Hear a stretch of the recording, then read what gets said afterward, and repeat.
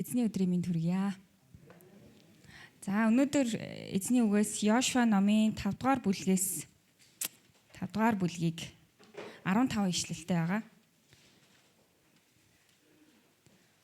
За тэг ялалтын өмнөх бэлтгэл гэдэг сэдвтэй өнөөдрийн үгийг дамжуулахаар бэлдсэн байна. За та бүхэн гаргасан уу? За хамтдаа уншицгаая. За Йошуа номын 5 дугаар бүлэг. Йордны чанд баруунтаад орших Аморын бүх хаад, мөн Тэнгис хавийн Канааны бүх хаад, эзэн хэрхэн Йордны усыг Израилийн хөвгүүдийн өмнө тэднийг гаталж дуустал ширгээснийг сонсоод зүрх үхэж Израилийн хөвгүүдээс болж зориг нь мохов. Тэр үед эзэн Йошуад өөртөө цахиур хутгнуудыг хийж Израилийн хөвгүүдийг дахиад хозол гэлээ. Тэгэхэд нь Йошуа цахиур хутгнууд хийгээд Гибеат Харолотод Израилийн хөвгүүдийг хоцлов. Египтээс гарч явсан бүх дайчид ирчүүд Египтээс гарсны дараа замдаа цүлд үхсгээсэн учраас Йошуа тэднийг инхүү хозолсон юм. Учир нь гарч явсан хүмүүс бүгд холцдуулсан байсан боловч Египтээс гарч явсны дараах аян замд цүл газарт төрсөн бүх хүн хоцлуулаагүй байлаа. Египтээс гарч явсан дайчин ирчүүд буюу бүх үндэстэн эзний дуу хоолойг сонсоогүй учраас тэднийг устж дуустал Израилийн хөвгүүд цөлд 40 жил тэнүүчилжээ. Учир нь бидэнд өгөхөөр эцэг өвгдөд маань эзний амласан сүү балаар бэлхсэн газар нутгийг тэдэнд харуулахгүй гэж эзэн тангаргалсан билээ. Харин эзэн тэдний оронд хоцлуулаагүй хөвгүүдийг торниулсан ба тэднийг Йошуа хоцолжээ. Учир нь тэд замын туршид хоцлуулаагүй байв. Үндэстэн даяараа бүрэн хоцлуулсны дараа эдгэртлээ тэд хуарандах байрандаа байцгаав. Дараа нь эзэн Йошуад өнөөдөр би та нараас Египтийн занал зүхлийг зайлууллаа гэв. Тиймээс энэ газар өнөөг хүртэл Гилгал гэж нэрлэгддэг юм. Уг сарын 14-ний өдрийн орой Израилийн хөвгүүд Ирихогийн тал газарт Гилгалд буудаллаж байхдаа алгаслыг тэмдэглэв.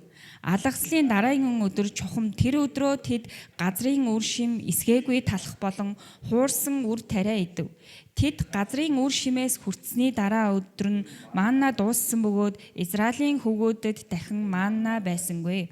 Харин тэр жилдээ тэд Канаан нутгийн ургацаас хүртэв.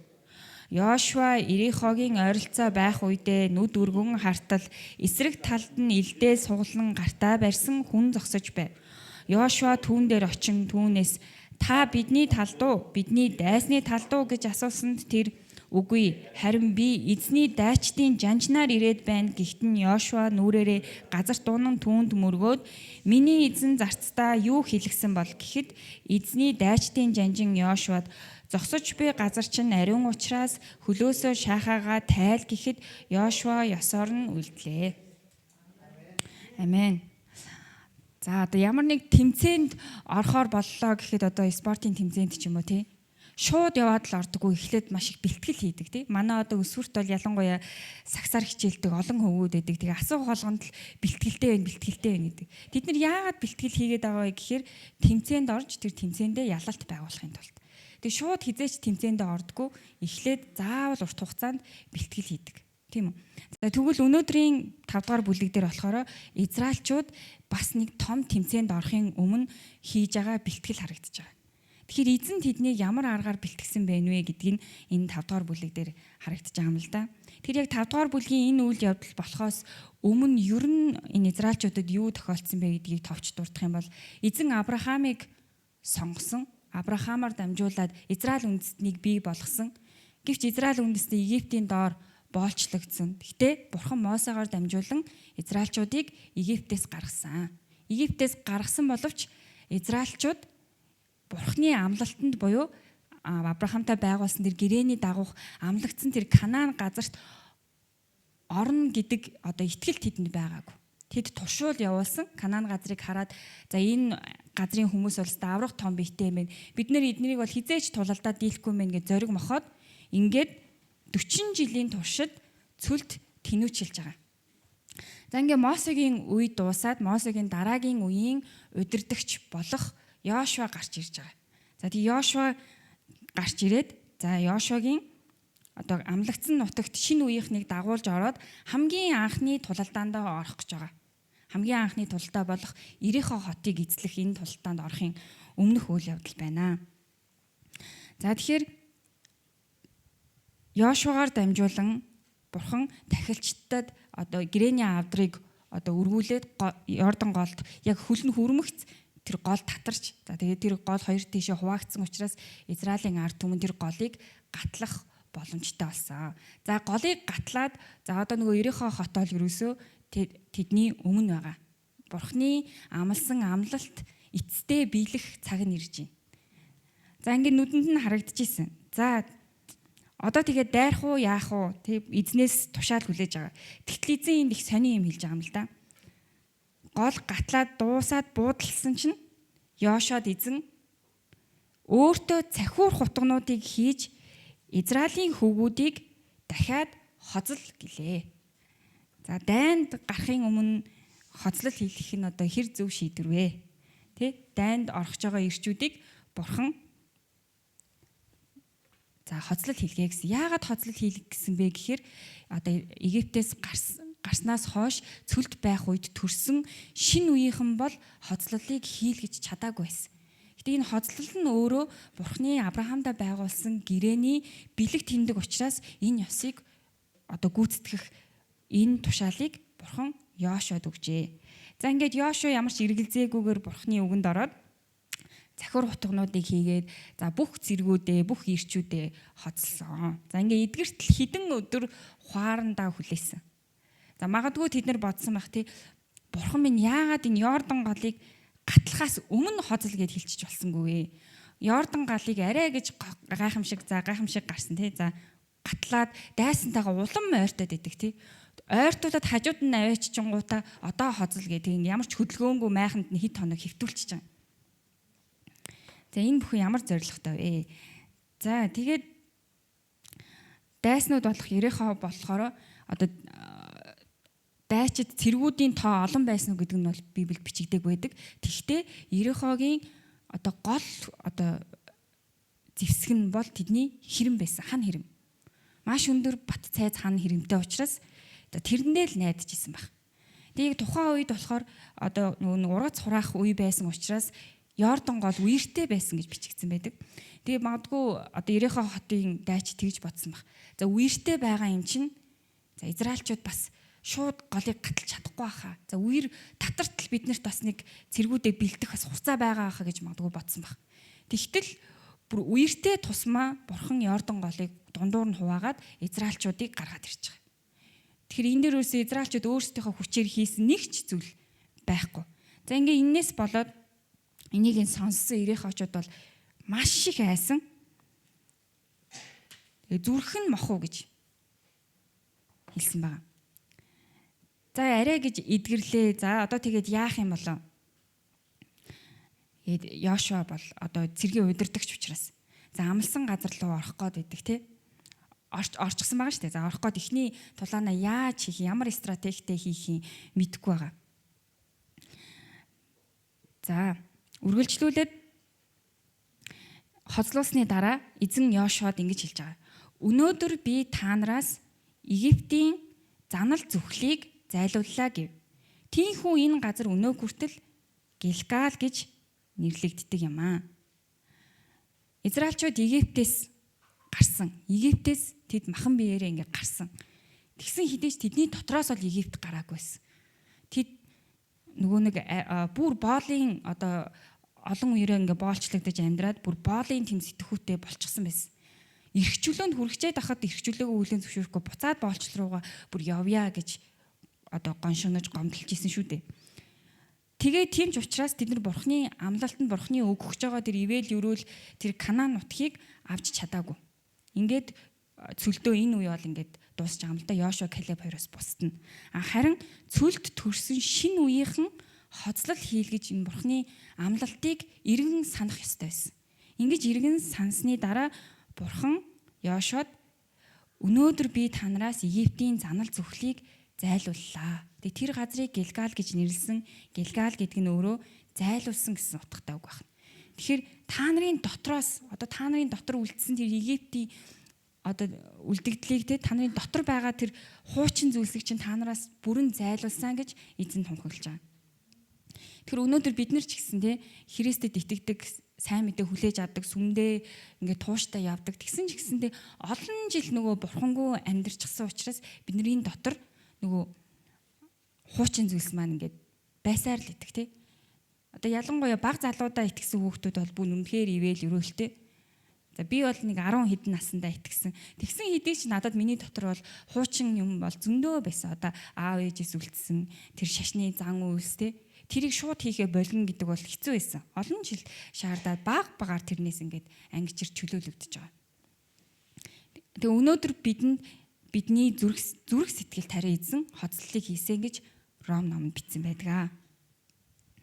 Тэгэхээр эзэн Израильчуудад Египтийн занал хийллийг танараас зайлууллаа гэсэн шиг бидний хуучин амьдрал, бидний хуучин гинт одоо нүгэлтэй амьдралын тэр хүлээсээс бурхан биднийг чөлөөлж жинхэнэ эрх чөлөөг өгч биднээс зайлуулсан юм аа. За ингээд үргэлжлүүлэн Гэлгалд алгасал баярыг тэмдэглэж байгаа.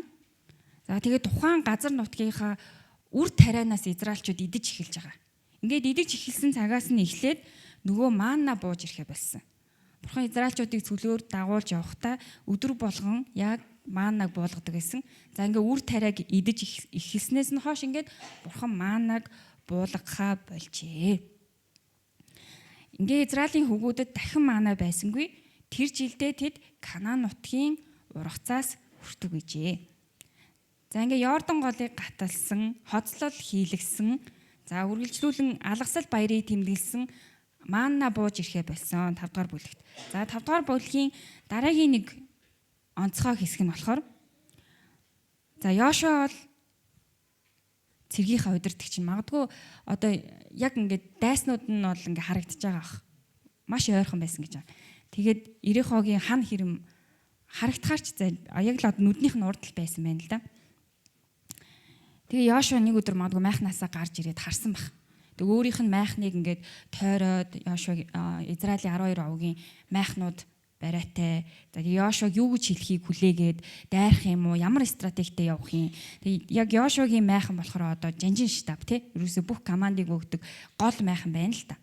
Тэгээ майхнаасаа ингээд гараад харж исэн чинь нэг цэргүүдээс нэг арай өөр нэг сүр одоо нэг цэрэг дайчин байна. Тэгээ сэлмээ сугалцсан тий.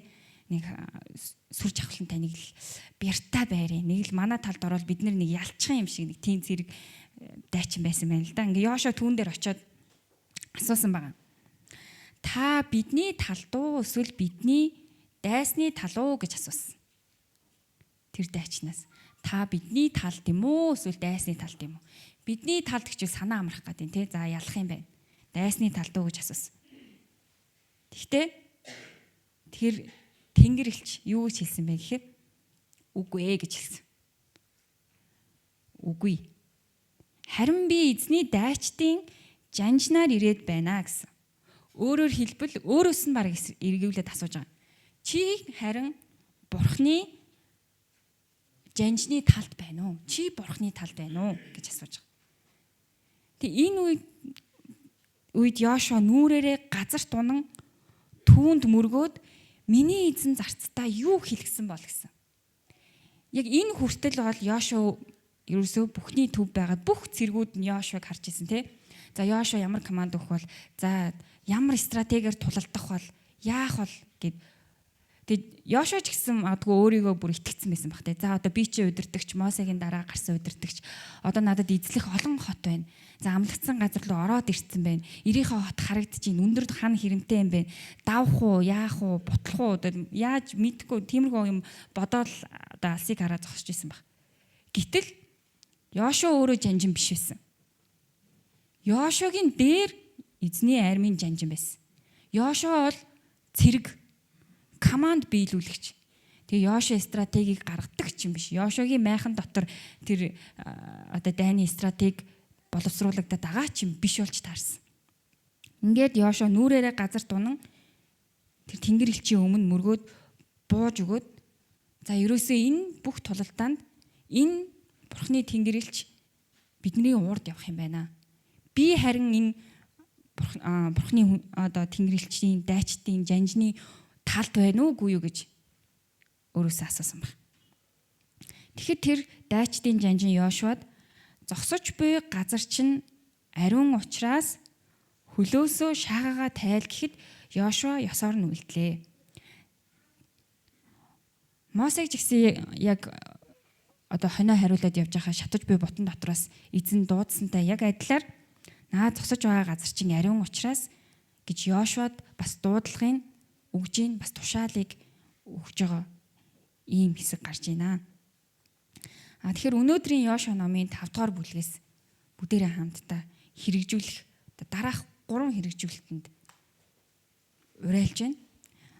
Нэгдүг нь болохоор Израильчуудаас Египтийн зэмлэл бүр мөсөн зайлуулагдсан. Үүнийгээ тэд махан бие дэх хоцлолоор хийсэн бол өнөөдрийн бидний хуучин амьдрал дах гин нүглийн одоо үр уршигаас үүдэлтэй тэр бүхнээс эзэн биднийг чөлөөлсөн бөгөөд Ром номон дээр хэлсэнчлэн бидний зүрхэнд хоцлолыг хийсэн гэсэн. Тэгэхээр бид нэр зүрхэндээ хоцлолыг хийлгсэн хүмүүс гэдгээ санаад өнгөрсөн амьдралаа өнгөрсөнтэй нь үлдээж тэг урагшаа эзэнтэйгээ явж эзний өгөх тэр ивэл өрөөлийг хамтдаа одоо авч амьдарцгаая. Галаат номон дээр бас Илч Паул хэлсэн байдаг. Махан бие сүнсний эсрэг, сүнс махан биеийн эсрэг хүсдэгэ гэж. Бидний махан бие бол гэмт чанартай үлдэхийг хүсэж байгаа. Харин биднэрт Есүс тэг сүнслэг ивэл өрөөлийг одоо тэр Канаан нутгийг биднэрт өгөхийг хүсэж байгаа. Энэ хоёр хоорондоо байнга тэмцэлж идэг. Тэгвэл бид нар Бурхны өгөх ивэл өрөөлийг авахын тулд зүрхэндээ хоцлолыг хийлгэж зүрхээ Бурхнаар шинжлэгдэн өөрчлөгдөхөөс өөр арга байхгүй. Тэг энэ зүйлийг өдөр болгон хийхээс өөр сонголт байхгүй. Тэгэхгүй бол махан биеэ дагаад явах гэдэг тий. Хоёрдугаарт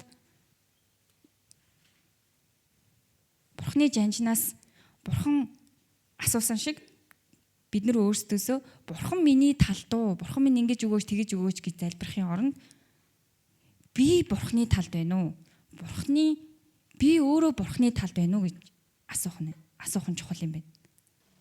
Бид нар өөрсдийгөө гол дүргээ бодцсон. Бид нар өөрсдийгөө жанжингээ бодцсон. Бүх тулаандаа өөрсдөө үзэлцээлэдэг. Бурхныг ингээд үзэгчийн судал дээр тавьчихдаг. Өөрсдөө үзээд байдаг. Гэтэл тэр бол Бурхны хүсэл биш юм байна. Бурхны хүсэл болохоор Бурхан өөрөө тулалдъя. Харин бид нар дэмжих юм байна. Бурхны дэмжиж тийм ч учраас Бурхан биднэрт одоо ариун сүнсийг өгсөн. 3 дугаарт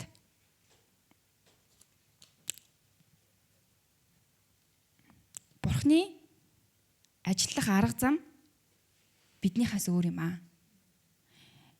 Магадгүй энэ жанжинтай ингэж Йошуа уулзаагүй бол Йошуа цэргүүдэд дагуулад Ирехо хотыг 6 өдөр магтандуу дуулаад тойрё гэж хэлэхэд цэргүүд нь за юу яриад байгаа юм бэ гэд итгэхгүй байх байсан баг тий. Тэгтэл Йошуа ингэж уулзсан. Йошуа өөрийгөө хэн бэ? Ямар байр суурьтай вэ? Ямар их мэдлэлтэй вэ гэдгээ мэдсэн учраас юу ч бодлогоогоор зүгээр командлагчийн хэлсэн үгийг л хийж байгаа. 6 өдөр тойр гэсэн магтандуул гэсэн яагаад юм бүү мэд. Яагаад гэдгийг би мэдэгч хэрэггүй. Яагаад гэдгийг команд өгсөн хүн л мэдчихэж байгаа. Тэгэхээр бүх хүч чадлаараа зөвхөн л Бурхны хий гэснийг хийж байгаа. Тэгээ бидний өнөөдөр амьдралд тулгарч байгаа асуудал бэрхшээлд бид нар яаж хандах арга чарга нь Бурхны одоо хувьд өөр байж болох нь шүү дээ. Одоо цэргийн одоо жанжны хувьд бол ямар нэг стратеги гаргах байсан баг. Тэр стратеги дотор хизээч магтандуу дуулаад хан хэрэм одоо сүрүүлдэг нэг тийм түүх байхгүй байх л та. Гэхдээ тэрийг дагсан. Тэгэхээр бид нар ч гэсэн амьдралдаа тохиолдож байгаа асуудлын бэрхшээл, сүнслэг тэмцлийн эсрэг ялалт байгуулах цор ганц зам нь магадгүй зүгээр л магтан дуулахч байж болно. За тэгэхээр өнөөдрийн 5 дугаар бүлгээс эдгээр зүйлсийг та бүхэндээ хуваалцахаар бэлдсэн юм аа. Тэгээд хамтдаа залбирцгаая.